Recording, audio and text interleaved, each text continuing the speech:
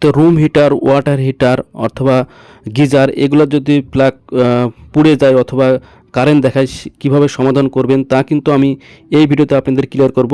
তো অবশ্যই ভিডিওটি লাস্ট পর্যন্ত দেখতে থাকুন, এখান থেকে কিছু না কিছু অবশ্যই শিখতে পারবেন। তো সেই উদ্দেশ্য এবং লক্ষ্য নিয়ে কিন্তু আমি প্রতিনিয়ত আপনাদের ভিডিও দিয়ে থাকি। তো আজকে এর ব্যতিক্রম এবং সমাধান কীভাবে করবেন সেটাই দেখাচ্ছি। আসসালামু আলাইকুম।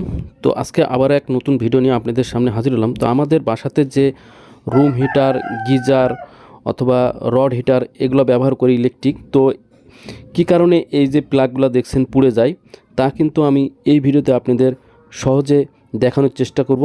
তো ভিডিওটি লাস্ট পর্যন্ত দেখতে থাকুন, অবশ্যই এখান থেকে কিছু না কিছু শিখতে পারবেন এবং জানতে পারবেন। তো কাজ জানলেও করতে পারবেন, কাজ না জানলেও কিন্তু এই ভিডিও দেখে আপনারা নিজেদের বাসাতে নিজেরাই কাজটি করতে পারবেন। কিভাবে করবেন আমি আপনাদের দেখিয়ে দিচ্ছি। তো আসলে প্রথমত আমাদের এই প্লাগগুলি যে মানে ওই যে রুম হিটার বা গিজারের সাথে যে প্লাগগুলো থাকে এগুলো খুবই কিন্তু নিম্নমানের থাকে। ওই কয়েকদিন চলার পরে এই ধরনের সমস্যার সৃষ্টি হয়। তো এখান থেকে উত্তোলনের একটা উপায় আছে, সেটা আমি আপনাদের দেখাচ্ছি। তো আমাদের যেই সকেটগুলো থাকে আমাদের বাসা বাড়িতে, সেই সকেটগুলো কিন্তু যে একটা গ্রিপ থাকে, আপনাদের আমি দেখাচ্ছি এখনই। তো এই যে দেখেন, এই যে প্লাগটা দেখছেন এইটা কিন্তু মনে করেন একটা হিটারের, ওয়াটার হিটারের প্লাগ। এখন এখানে দেখেন, এখানে ইজিভাবে কিন্তু সকেটে যাওয়া আসা করছে। এভাবে যদি ইজিভাবে সকেটে যাওয়া আসা করে, গ্রিপ না থাকে মানে টাইট না থাকে, সেক্ষেত্রে কিন্তু ওই যখন আপনি একদিন, 2 দিন, 3 দিন করতে করতে কিন্তু এনে একটা ফায়ার করে, দেখেন এখানে পুড়ে গেছে, ফায়ার করে তখন কিন্তু ওই প্লাগটা কিন্তু পুড়ে যায়।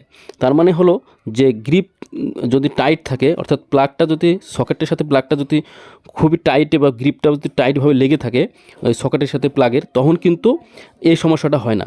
তো এই দেখেন একেবারে ইজিভাবে এখানে কাজ করছে, দেখেন কোনো মতে কিন্তু শর্ট সার্কিট হওয়ার পরে কিন্তু এটা আস্তে আস্তে আস্তে আস্তে পুড়ে যায়। তো সেই কারণে বলবো আপনি প্রপারলি যাতে কিভাবে আপনারা এই এর সলিউশন করবেন সেটাই কিন্তু আমি আপনাদের দেখিয়ে দেবো এই ভিডিওতে। তো চলুন কথা না বাড়িয়ে কাজ শুরু করা যাক। তো দেখেন এখানে ভিতরে দেখেন একবারে ফাঁকা, একবারে লুজ হয়ে গেছে। তো আমাদের যে কাজটি করতে হবে এখন, ফার্স্ট টাইম দেখেন এই প্লাগটা কিন্তু আমরা রাখবো না, কারণ এই প্লাগে কিন্তু সকেটের সাথে মানে কমিটমেন্ট হচ্ছে না। সেই কারণে আমরা কি করব, এখান থেকে প্লাগটা যেহেতু পুড়ে গেছে এই মানে সকেটের লুজের কারণে, ফাঁকার কারণে বেশি, তো সে কারণে আমরা এখন এখানে একটা 3 পিন প্লাগ ব্যবহার করব। তো 3 পিন প্লাগ ব্যবহার করলে কিন্তু যে কম্বাইন্ড আছে সেই কম্বাইন্ডের সাথে কিন্তু ভালো একটা হবে, কমিটমেন্ট হবে, শক্তভাবে লেগে থাকবে। যেহেতু 2 পিন প্লাগের সকেটের সাথে মানে কমিটমেন্ট হচ্ছে না, গ্রিপটা ঠিকমতো লাগছে না, সেই কারণে কিন্তু এই সমস্যাটা হচ্ছিল। তো আমরা 3 পিন প্লাগ লাগিয়ে দিব, লাগিয়ে দিলে কিন্তু এই সমস্যাটা আর হবে না। দেখেন ঠিক আমি যেভাবে এই 3 পিন প্লাগটা ব্যবহার করলে কি হবে, দেখেন এখানে কিন্তু ফিউজ আছে এই 3 পিন প্লাগের ভিতরে। যখন কোনো সমস্যা হবে তখন কিন্তু অটোমেটিক কিন্তু ফিউজটা কেটে যাবে।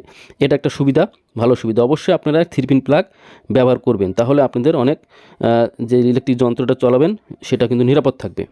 তো এখন দেখেন এই ধরনের যে গিজারগুলো, এই যে ওয়াটার হিটার আছে, এগুলো কিন্তু খুবই, এখানেও কিন্তু 3 পিন প্লাগ ব্যবহার করা। তো অবশ্যই কিন্তু 3 পিন প্লাগ ব্যবহার করাটাই কিন্তু ভালো। আর এই 3 পিন এটা কিন্তু অনেকশো 2200 বা 2000 ওয়াটের হয়, 2200 2300 ওয়াটের, এদের দেখেন বড় এটা কিন্তু। তো এখানে কিভাবে ব্যবহার করবেন, এখানে কিন্তু আপনাদের যে 16 অ্যাম্পিয়ারের যে সুইচগুলো থাকে সেই সুইচগুলো এবং 16 অ্যাম্পিয়ার বা 13 অ্যাম্পিয়ারের যে সকেটগুলো থাকে সেই সকেটগুলো কিন্তু ব্যবহার করতে হবে। দেখেন এদের এখানে কিন্তু 3 পিন প্লাগ ব্যবহার করা নিরাপদ। তো এই যে দেখেন এই যে সকেট এবং এই সুইচ এগুলো কিন্তু ব্যবহার করতে হবে, তাহলে কিন্তু আপনার সহজে কি হবে না, লুজ কানেকশন হবে না, কোনো সমস্যা হবে না। তো আমি কিন্তু আপনাদের যেগুলো বেশি ওয়াটের যে ওয়াটার হিটার সেগুলো দেখালাম। এখন আসি এই যে বাসাবাড়িতে যে 2 লিটার 3 লিটারের যে 5 লিটারের যে গিজারের ট্যাঙ্কি জাতীয় থাকে দেখতেই পাচ্ছেন। এখানে আপনি অবশ্যই কিন্তু এখানে সরাসরি আপনারা প্লাগ ব্যবহার না করে যদি সুইচের সাথে কানেকশন করেন, ডিপি সুইচের সাথে, তাহলে সবচেয়ে উত্তম হয়।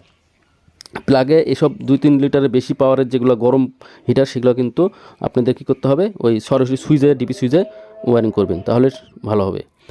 আর এই যে এগুলো দেখছেন, এখন আসি এই যে স্টিক যেগুলো রড সিস্টেম ওয়াটার হিটার, এগুলো আপনাদের পানিতে অনেকে কি করে এই 2 পিন প্লাগে ব্যবহার করা যায়। তো 2 পিন প্লাগে যদি ব্যবহার করেন তো অবশ্যই গ্রিপ যেগুলোতে আমি বলবো যে এগুলো কেটে দিয়ে যদি 3 পিন প্লাগ ব্যবহার করে তাতেই ভালো।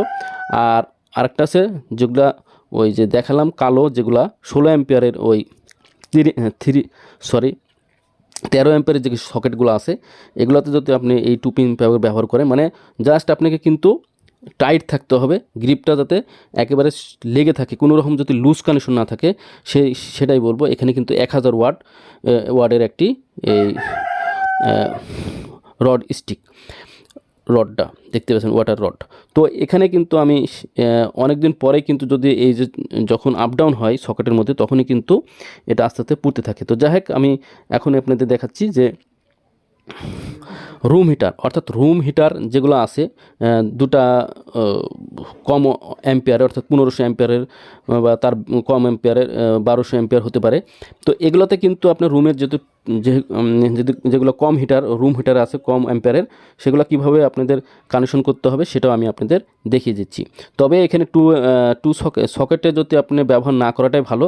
সকেটে ব্যবহার করলে অনেক সময়তে বিপদ ঘটতে পারে, যেহেতু এই সকেটগুলো কিন্তু 6 অ্যাম্পিয়ারের সকেট।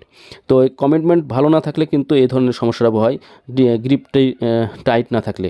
তো সেই কারণে বলবো, রুমে যেহেতু আপনি রিস্ক নেবেন কেন, তো তার জন্য আমি বলছি যে আপনাদের কী করতে হবে, এটা সমাধানের জন্য দেন। এটা কিন্তু 1500 অ্যাম্পিয়ারের একটি 1500 ওয়াটের একটি রুম হিটার। এই রুম হিটারটা আপনারা কীভাবে ব্যবহার করবেন, কীভাবে কানেকশন করতে হবে, সেটাই টোটালি কিন্তু আমি আপনাদের দেখিয়ে দিচ্ছি। তো দেখতে পাচ্ছেন এটা শীতের মধ্যে কিন্তু রুম হিটারটা ব্যবহার করা।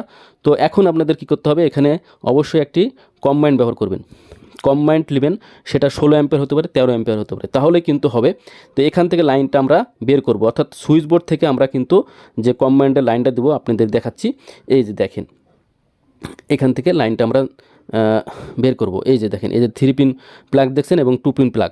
তো এই 3 পিন প্লাগটা ব্যবহার, এই 3 পিন যে কম্বাইন্ডটা আছে সকেটটা, এখান থেকে লাইনটা আমরা বের করেছি। এখান থেকে লাইনটা নিয়ে গিয়ে আমরা কোথায় ব্যবহার, সুইচটা দিলে দেখছেন কারেন্ট আছে। তো এই সুইচটা দেখাচ্ছি, 3 পিন প্লাগটা, 3 পিন যে সকেটটা আছে সেটা কীভাবে কানেকশন করবেন। এই যে দেখেন, এখানে কিন্তু কারেন্ট আছে। এই যে এখান থেকে মেন লাইন ঢুকেছে, এই মেন লাইন থেকে বের হয়ে কিন্তু যখন সুইচ দেওয়া যাবে তখন কিন্তু এই লাইনটা এখানে চলে এসেছে। এই যে এখানে কানেকশন হয়েছে, দেখেন সুইচ দিলে কিন্তু লাইনটা পাওয়ারটা পৌঁছে যাবে। আর এখানে সরাসরি নিউট্রাল কানেকশন দেওয়া হয়েছে।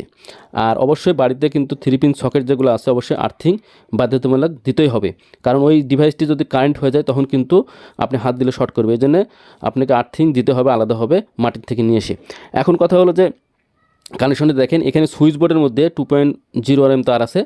এখন এখানে নেগেটিভ কানেকশন দিবেন আর পজিটিভ কানেকশন দিবেন, তাহলে কিন্তু আপনাদের প্রপারলি সঠিক ওয়েতে আপনাদের যে গিজারের যে ওয়াটার হিটার বা গিজার বলতে পারেন বা রুম হিটার বলতে পারেন, কীভাবে কানেকশন করবেন সেটাই দেখালাম।